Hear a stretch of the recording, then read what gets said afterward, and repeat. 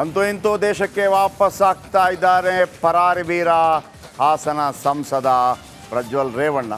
So ಈಗಾಗಲೇ ಜರ್ಮನಿಯ ಮ್ಯೂನಿಚ್ನಿಂದ ವಿಮಾನ ಏರಿ ಬರ್ತಾ ಇದ್ದಾರೆ. 2 ಗಂಟೆ ಆಗಿದೆ.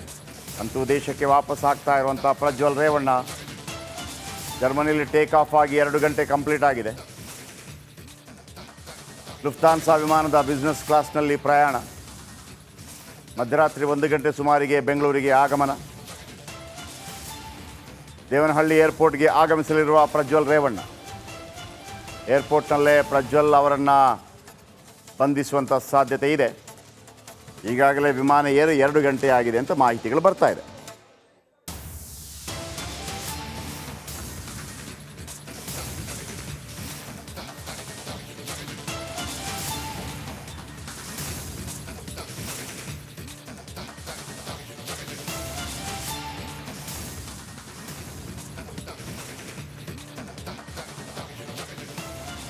ನೋಡಿ, ಇದು ಆ ವಿಮಾನದ ನೇರ ದೃಶ್ಯಾವಳಿಗಳು. ಈ ಥರ ನಮಗೆ ದೃಶ್ಯಾವಳಿಗಳು ಸ್ಯಾಟಲೈಟ್ನಲ್ಲಿ ಸಿಗುತ್ತೆ. ಇದೇನು ನಾವೇ ಸರ್ಚ್ ಮಾಡಬೇಕು ಅಂತಿಲ್ಲ, ನೀವು ಸರ್ಚ್ ಮಾಡಿದರೂ ಕೂಡ ಸಿಗತ್ತೆ. 2 ಗಂಟೆ ಆಗಿದೆ, ಆತ ವಿಮಾನ ಏರಿ ಅನ್ನುವಂಥ ಮಾಹಿತಿಗಳು ಬರ್ತಾ ಇದೆ.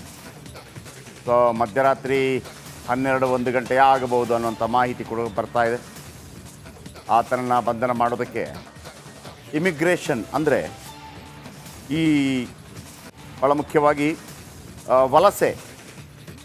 ವಲಸೆಗಳಿರುತ್ತಲ್ಲ, ಅದನ್ನು ಚೆಕ್ ಮಾಡುವಂಥವ್ರು ಅವರು ಏರ್ಪೋರ್ಟ್ ಒಳಗಡೆನೇ ಇರ್ತಾರೆ. ಬಹುಶಃ ವಿಮಾನದಲ್ಲೇ ಅರೆಸ್ಟ್ ಮಾಡಿರ್ಬೋದು, ಗೊತ್ತಿಲ್ಲ, ಮೊದಲೇ ಹೋಗಿ ಮಾಡಿರ್ಬೋದು. ಹಿಂಗೆಲ್ಲ ಸಾಧ್ಯತೆಗಳಿರುತ್ತೆ. ಯಾಕಂದರೆ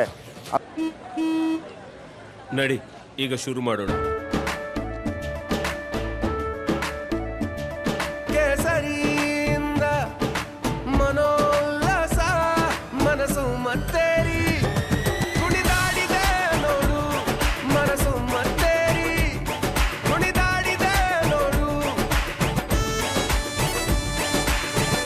ಕ್ಷಣ ಕ್ಷಣವೂ ಆಚರಿಸಿ ಕೇಸರಿ ಹಬ್ಬ. ವಿಮಲ್ ಬಾಯಲ್ಲಿ ಹೇಳಿ ಕೇಸರಿ. ಅಂತಾರಾಷ್ಟ್ರೀಯ ಮಟ್ಟದಲ್ಲಿ ಸರ್ಕಾರಗಳು, ದೇಶಗಳು ಅದಕ್ಕೆ ಅವಕಾಶವನ್ನು ಕೊಡುತ್ತೆ. ಇದೇ ಪ್ರಜ್ವಲ್ ಬರ್ತಾ ಇರುವಂಥ ವಿಮಾನ ಸ್ಯಾಟಲೈಟ್ ದೃಶ್ಯಾವಳಿ. ಇದೇನು ಫೇಕ್ ದೃಶ್ಯಾವಳಿ ಅಲ್ಲ, ಇದು ನಾವು ಮಾಡಿರುವಂಥ ಗ್ರಾಫಿಕ್ಸ್. ಇದು ಗ್ರಾಫಿಕ್ಸ್. ಆದರೆ ಇನ್ನೊಂದು ವಿಮಾನ ಕಾಣಿಸ್ತಲ್ಲ, ಅದು ಒರಿಜಿನಲ್.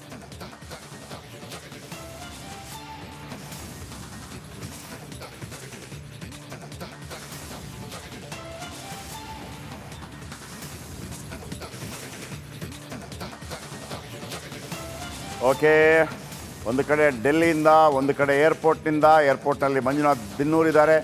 ಮತ್ತೊಂದು ಕಡೆ ಬೆಂಗಳೂರಿನಿಂದ ಕೂಡ ನಮ್ಮ ರಿಪೋರ್ಟರ್ ಎಲ್ಲ ರೆಡಿ ಇದ್ದಾರೆ ಇದರ ಬಗ್ಗೆ ಮಾಹಿತಿ ಕೊಡೋದಕ್ಕೆ. ಮಂಜುನಾಥ್ ದಿನ್ನೂರ್ ದೇವನಹಳ್ಳಿಯಲ್ಲಿ ಯಾವ ರೀತಿ ಕಂಡು ಬರ್ತಾ ಇದೆ, ನಮಗೇನಾದರೂ ಸ್ವಲ್ಪ ಝೂಮ್ ಔಟ್ ಮಾಡಿ ತೋರಿಸ್ಬೋದಾ ಏರ್ಪೋರ್ಟ್ ಮುಂಭಾಗದಲ್ಲಿ ಯಾವ ರೀತಿ ಇದೆ ವ್ಯವಸ್ಥೆ ಅಂತೇಳಿ? ಪೊಲೀಸ್ ಏನಾದರೂ ಕಾಣ್ತಾ ಇದೆಯಾ, ಏನಾದರೂ ವ್ಯವಸ್ಥೆಗಳಿದೆಯಾ, ಗಾಡಿ ಎಲ್ಲ ಕಾಣ್ತಾ ಇದೆಯಾ, ಹೆಂಗಿದೆ, ಅಥವಾ ಏನೂ ಇಲ್ವಾ?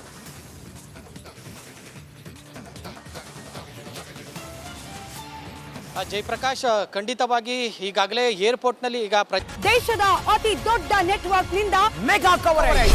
ದೇಶದ ಮತದಾರನ ಆದೇಶ ಎನ್ಡಿಎಗ ಇಂಡಿ ಒಕ್ಕೂಟಕ್ಕ.